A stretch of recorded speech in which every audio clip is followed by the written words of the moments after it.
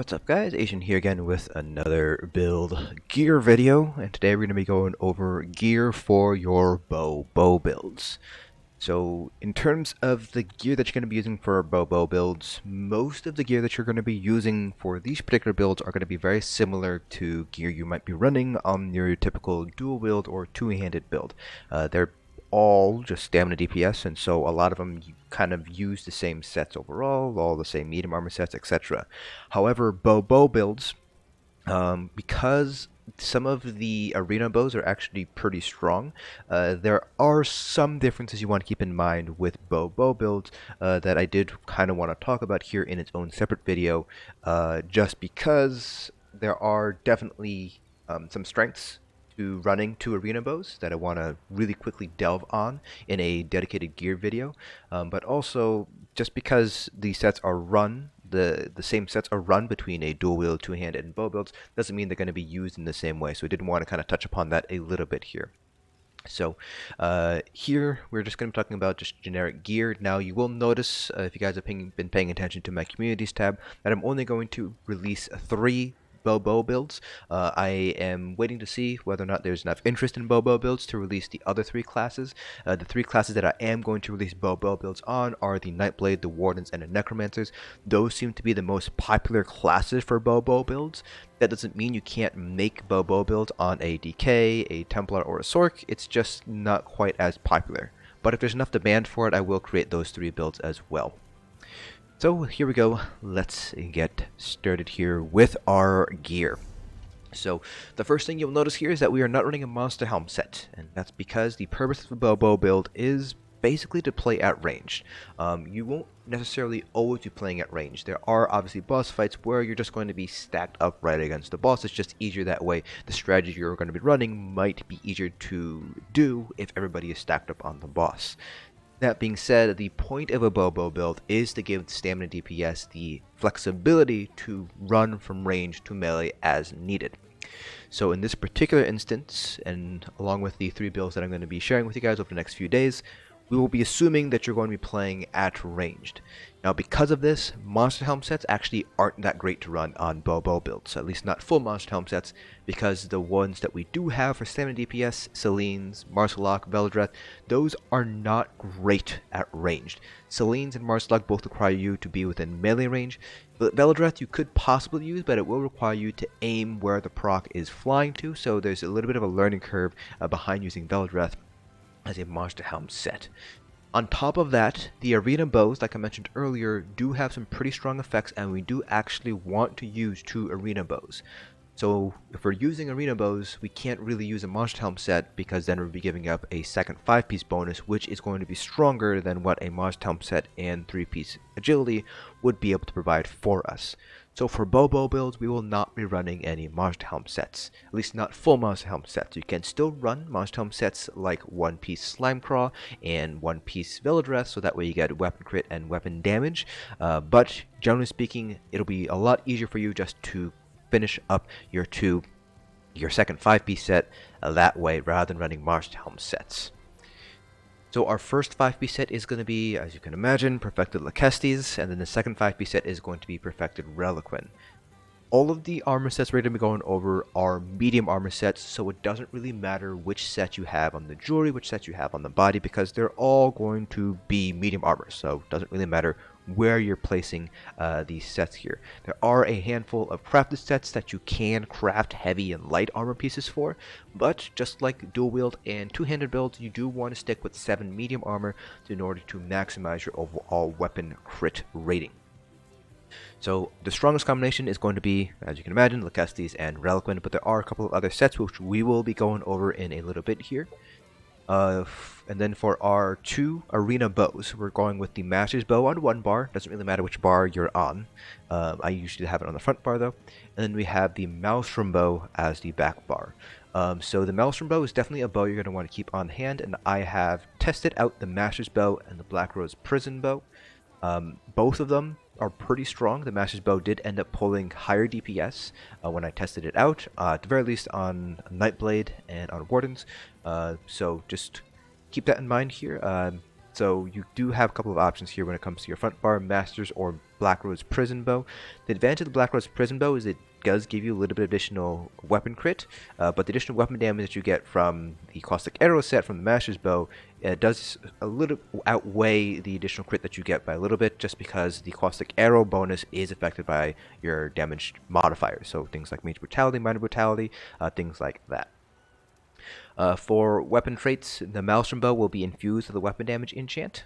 And then for your front bar bow, whether that's the Masters or the Black Rose Prison Bow, you're going to go with Sharpen, and you're still going to be running double Ravage health poisons.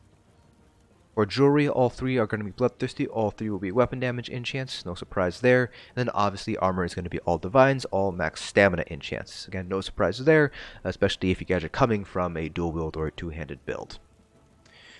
So really quickly, just to show you guys the Black Rose Perfected Bow here. So you do get the additional weapon crit with the perfect version of the bow. With the non-perfect version, you don't get the additional weapon crit, so you would just have that unique two-piece effect here. So the Black Rose Prison Bow requires you to use Scattershot or Acid Spray, which is the morph that you will usually be using if you're running a Black Rose Prison bow here. Basically adds in an additional dot onto Scattershot, which basically helps improve your overall DPS.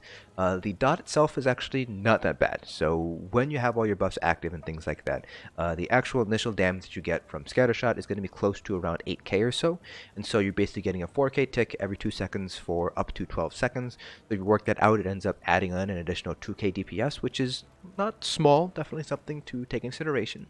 Of course, it is a proc, so you will not be able to crit, so it is basically limited to how strong your Scattershot can be compared to Caustic Arrow, which will basically improve your overall weapon damage, and that improvement to weapon damage is also affected by your percent modifier, so it does actually end up being stronger than the 301 that you see advertised here. Now, in terms of other sets, first we're going to be going over trial sets.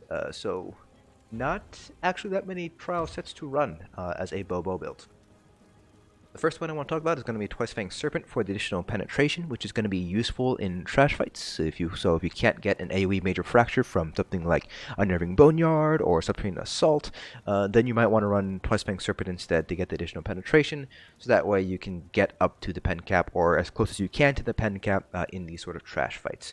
For single target boss fights, you're not going to want to run Twice-Fanged Serpent because you will be able to get to the penetration cap easily enough without it. War Machine, don't bother with it because you will not usually be able to use a cheap ultimate, even as a Nightblade. The only one I would say you might be able to use this on would be the Warden, because you will be using the Bear ultimate. If you're a Stamina Warden bow build, then by all means you can stick with War Machine if you'd like. It just provides Major Slayer for you and your closest two allies when you use your Bear ultimate for 10 seconds, which could be useful. Generally speaking, Lokkestiiz will get you higher Major Slayer uptime in an organized group, so it's kind of up to you how you want to play around with that. But for Nightblades and Necromancers, don't bother with War Machine. For the base game players out there, if you want to maintain Minor Slayer, your only option is going to be Vicious Serpent. So this comes from any of the 3 Craglorn trials. Pretty good in terms of sustain, because it does reduce the cost of your stamina abilities by 8%, and because we have 2 5-piece set bonuses active at all times, it doesn't really matter where you decide to put it. It's a little bit stat heavy, so you get 2 weapon crits and 1 weapon damage, along with the Minor Slayer and the unique 5-piece, so it is definitely stat heavy. So even though it is an older set and not quite as strong as Relequen or Lokkestiiz, it's still a pretty decent set to have on hand, and it is, again, the only source of Minor Slayer for stamina DPS that only have access to base game sets. Now for Overland Sets, there are a few Overland Sets I do want to mention for bow builds, stam DPS in general. First one's going to be Spriggan's Thorns. It just adds additional physical penetration, so pretty much falls under the same uses as Twice-Fanged Serpent. You want to use it in trash fights to get some additional penetration going, but beyond that, you're not going to want to use it for boss fights. Beyond that, another good set here. You want to run a proc set for whatever reason, you could run Shadow of the Red Mountain because your main spam build is going to be Lethal Arrow. You could run this if you'd like, but it's not going to be quite as strong because you will need to basically make sure to have Endless Hail going. If you have Poison Injection going, you have your Lethal Arrow going. You could get some pretty good procs on this. If you proc it every 2 seconds, you actually can get pretty good DPS off of this. You can get somewhere around 3.5k DPS off of it. But other sets are going to be stronger than proc sets. Proc sets in general are not particularly strong in endgame PvE content, except for Relequen. You can run Briarheart, so this gives you some weapon damage whenever you deal critical damage, and while you have the additional weapon damage, you also get a little bit of a heal whenever you do crits. It's a really nice set to go for while you're still farming your trial sets, Relequen and Lokkestiiz. So pretty nice set to go for here. And that's pretty much it for Overland sets. Now moving on to dungeon sets. There are definitely some dungeon sets you're going to want to pick up here. So the first one is going to be Leviathan, which is essentially the stamina version of Mother's Sorrow, just gives you a bunch of weapon crit. This is a base game set from Crypt of Hearts, so definitely a strong set to keep in mind here. Another set that you might want to pick up is going to be, if I can find it, that's going to be Tzogvin's Warband. So one of the things with bow builds is you have to use channel acceleration in order to get your minor force. With Tzogvin's Warband, you don't need to run channel acceleration anymore, so you can replace that with a fighter's guild ability to get some additional weapon damage or another dot to improve your overall damage, because you can just depend on the Tzogvins for your minor force uptime instead. It also has a physical penetration bonus, which will allow you to shift some CP points around a little bit, give you a little bit more flexibility with CPs. And other than that, it just adds a bunch of weapon crit, which, as we know, in this crit heavy meta, is pretty strong for DPS. And those are pretty much all the sets that you would want to run as a bow DPS. Moving on to a character sheet. Pretty much everything for dual wield two-handed builds applies here. So for race, Dark Elves and Orcs are going to be your two strongest races. Orcs getting 2000 max stamina, 258 weapon damage, and 1000 max health, so you get a little bit of survivability on top of that. Dark Elves get 1875 magic and stamina, and 258 spell and weapon damage, so if you want to flip-flop between a magical build and a stamina build, Dark Elves are the way to go here. If you want some more sustain, you can go with Redguards, Wood Elves, or Imperials. All three of them get 2000 max stamina, but each of them has kind of their own way of getting some additional sustain. The Redguards, for example, get 990 stamina back every time they deal damage every few seconds. Wood Elves get 258 stamina regen, and Imperials get 333 health, magicka, and stamina back whenever they deal damage every few seconds, plus a 3% cost reduction to all abilities. So you will be losing that additional weapon damage, so your DPS ceiling will be lower, but you'll have a lot better sustain if you're running those three classes. Kind of want to go for a balanced approach, you can always go with Khajiits. They get 875 magicka health and stamina, 85 stamina and magicka regen, and 100 health regen, plus 10% additional critical healing done and critical damage done. So it kind of bridges the gap between okay sustain and okay damage. You're obviously not getting as much max stamina, you're not getting any sort of weapon damage bonuses, you are getting some crit damage, so that kind of makes up for it a little bit, and you are getting some stamina recovery, so you're getting some sustain out of it as well, but very similar to the sustain races, you're not going to have as high of a ceiling compared to Orcs or Dark Elves if you decide to run a Khajiit. But Khajiits are kind of this sort of blanket master of all trades race, so if you kind of want to flip-flop between a bunch of different roles, Khajiits are not a bad option. All of our points are going to stamina here. If you do need to shift some points into health to get some more survivability, by all means go ahead and do so. Just don't give up too much in stamina, just because you are obviously using stamina in order to deal damage. Food ran out, so eat the food so you guys can see what our stamina will look like.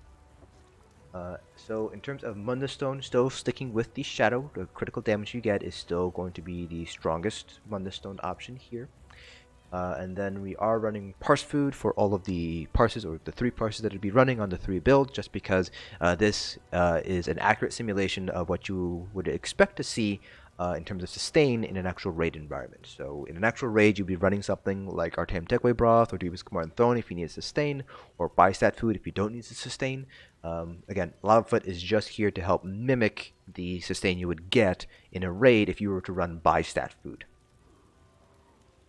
And then moving on to champion points. So with Sharpened, we don't need to really worry about piercing CPs as much.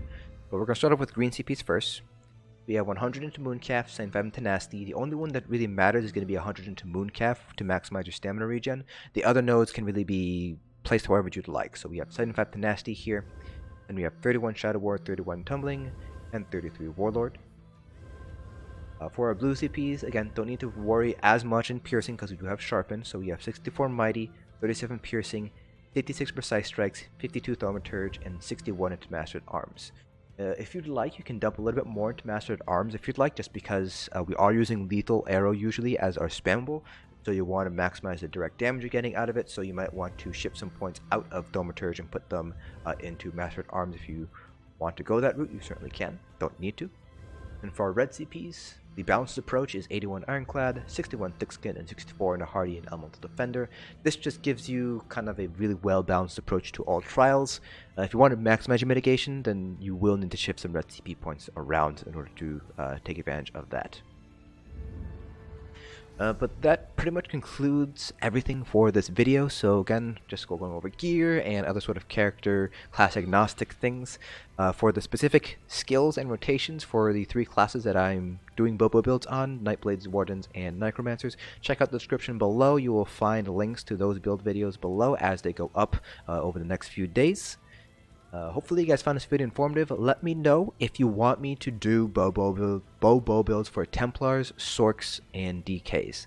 I can certainly do those. I just didn't decide to do them because they didn't seem to be quite as popular as Nightblade, Wardens, and Necromancer bow builds. But if you guys do want them, I will go ahead and make them and put them into the schedule for December. But that concludes this video. Hopefully you guys found this informative, and I'll see you guys in the next dungeon.